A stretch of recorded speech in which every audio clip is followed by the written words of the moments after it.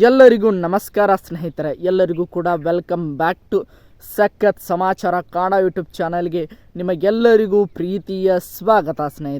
ಸ್ನೇಹಿತರೆ big boss Kannada season 11 ಇವತ್ತು 8ನೇ ವಾರದ ಒಂದು ನಾಮಿನೇಷನ್ 9ನೇ ವಾರದ ಒಂದು ನಾಮಿನೇಷನ್ ಪ್ರಕ್ರಿಯೆ ಆರಂಭವಾಗಿದೆ. ಸ್ನೇಹಿತರೆ 8ನೇ ವಾರದಲ್ಲಿ ನಿಮಗೆಲ್ಲರಿಗೂ ಕೂಡ ಗೊತ್ತಿರೋ ಹಾಗೆ 7 ಜನ ನಾಮಿನೇಟ್ ಆಗಿದ್ರು. ಅದರಲ್ಲಿ ಧರ್ಮ ಕೀರ್ತಿರಾಜ್ ಅವರು ನಿನ್ನೆ ಒಂದು ಎಪಿಸೋಡಲ್ಲಿ ಕೂಡ ಎಲಿಮಿನೇಟ್ ಆಗಿ ಹೋದರು. ಸ್ನೇಹಿತರೆ ಉಳಿದಂತೆ 9ನೇ ವಾರದಲ್ಲಿ ಒಂದು ನಾಮಿನೇಷನ್ ಪ್ರಕ್ರಿಯೆ ಕೂಡ ಆರಂಭವಾಗಿದೆ. ಸ್ನೇಹಿತರೆ ಅದರ ಜೊತೆಗೆ ಕ್ಯಾಪ್ಟನ್ ಆದಂತಹ ಉಗ್ರ ಮಂಜು ಅವರಿಗೂ ಕೂಡ ಒಂದು ವಿಶೇಷವಾದ ಅಧಿಕಾರ ಇರುತ್ತದೆ ಅಂತ ಹೇಳ್ಬೋದು.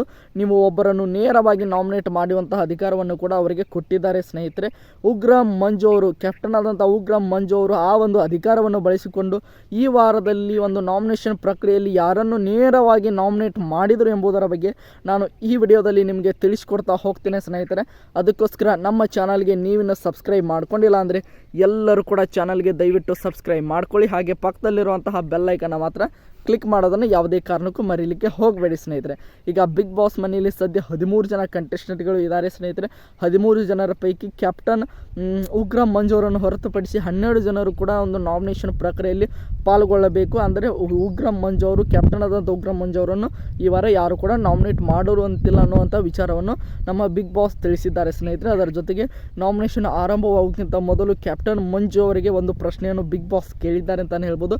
ನೀವು ಈ ವಾರ ಯಾರನ್ನು ನೇರವಾಗಿ ನಾಮಿನೇಟ್ ಮಾಡಲು ಇಚ್ಛೆ ಪಡ್ತೀರಾ ಅನ್ನುವಂಥ ಪ್ರಶ್ನೆ ಕೇಳಿದ್ದಕ್ಕೆ ಅವರು ನೀಡಿದಂತಹ ಉತ್ತರ ಒಂದು ರೀತಿಯಾಗಿ ತುಂಬಾ ಇಂಟ್ರೆಸ್ಟಿಂಗ್ ಆಗಿತ್ತು. ಸ್ನೇಹಿತರೆ ಅಂದರೆ ಈ ವಾರದ ಕ್ಯಾಪ್ಟನ್ ಆದಂಥ ಉಗ್ರ ಮಂಜು ಅವರು ಯಾರನ್ನು ನೇರವಾಗಿ ನಾಮಿನೇಟ್ ಮಾಡಿದ್ರು ಅಂತ ನೋಡ್ತಾ ಹೋಗೋದಾದರೆ ಅದು ಬೇರೆ ಯಾರು ಅಲ್ಲ ಸ್ನೇಹಿತರೆ, ಶೋಭಾ ಶೆಟ್ಟಿ ಅಂತಲೇ ಹೇಳ್ಬೋದು. ಹೋದ ವಾರದಲ್ಲಿ ವೈಲ್ಡ್ ಕಾರ್ಡ್ ಆಗಿ ಎಂಟ್ರಿ ಕೊಟ್ಟಂತಹ ಶೋಭಾ ಶೆಟ್ಟಿ ಅವರನ್ನು ನಮ್ಮ ಕ್ಯಾಪ್ಟನ್ ಆದಂತಹ ಉಗ್ರ ಮಂಜು ಅವರು ನೇರವಾಗಿ ನಾಮಿನೇಟ್ ಮಾಡಿದ್ದಾರೆ. ಸ್ನೇಹಿತರೆ ಇದರ ಬಗ್ಗೆ ನಿಮ್ಮ ಅನಿಸಿಕೆ ಮತ್ತು ಅಭಿಪ್ರಾಯಗಳನ್ನು ಕೂಡ ಕಮೆಂಟ್ ಬಾಕ್ಸಲ್ಲಿ ಕಮೆಂಟ್ ಮಾಡಿ.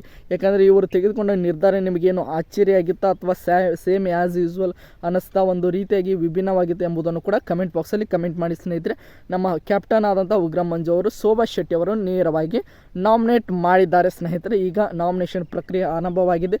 ಶೋಭಾ ಶೆಟ್ಟಿ ಅವರು ನೇರವಾಗಿ ನಾಮಿನೇಟ್ ಆದರೆ ಇನ್ನು ಉಳಿದಂಥ 11 ಜನ ಸ್ಪರ್ಧಿಗಳ ನಡುವೆ ಒಂದು ನಾಮಿನೇಷನ್ ಪ್ರಕ್ರಿಯೆ ಕೂಡ ನಡೆಯುತ್ತದೆ. ಸ್ನೇಹಿತರೆ ನೋಡೋಣ ಯಾರ್ಯಾರೆಲ್ಲ ನಾಮಿನೇಟ್ ಆಗ್ತಾರೆ ಎಂಬುದನ್ನು ನಾನು ನೆಕ್ಸ್ಟ್ ವಿಡಿಯೋದಲ್ಲಿ ನಿಮಗೆ ವಿಡಿಯೋ ಮಾಡಿ ಹಾಕ್ತೇನೆ. ಸ್ನೇಹಿತರೆ ಎಲ್ಲರಿಗೂ ಕೂಡ ಈ ವಿಡಿಯೋ ನಿಮಗೆ ಇಷ್ಟ ಆಯಿತು ಅಂದ್ಕೊಳ್ತೀನಿ. ಇಷ್ಟ ಆಗಿದ್ರೆ ಎಲ್ಲರೂ ಕೂಡ ಚಾನಲ್ಗೆ ಸಬ್ಸ್ಕ್ರೈಬ್ ಮಾಡಿಕೊಂಡು ಸಪೋರ್ಟ್ ಮಾಡೋದನ್ನು ಯಾವುದೇ ಕಾರಣಕ್ಕೂ ಮರೀಲಿಕ್ಕೆ ಹೋಗಬೇಡಿ. ಸ್ನೇಹಿತರೆ ಇದೇ ರೀತಿ ಬಿಗ್ ಬಾಸ್ ಸೀಸನ್ 11ಕ್ಕೆ ಸಂಬಂಧಿಸಿದ ಪ್ರತಿಯೊಂದು ಲೈವ್ ಅಪ್ಡೇಟ್ಗಳು ನಿಮಗೆ ಬರ್ತಾ ಹೋಗ್ತವೆ ಅಂತ ಹೇಳ್ತಾ ಈ ವಿಡಿಯೋನ ಮುಗಿಸ್ತಾ ಇದ್ದೀನಿ. ಎಲ್ಲರಿಗೂ ಕೂಡ ಧನ್ಯವಾದಗಳು.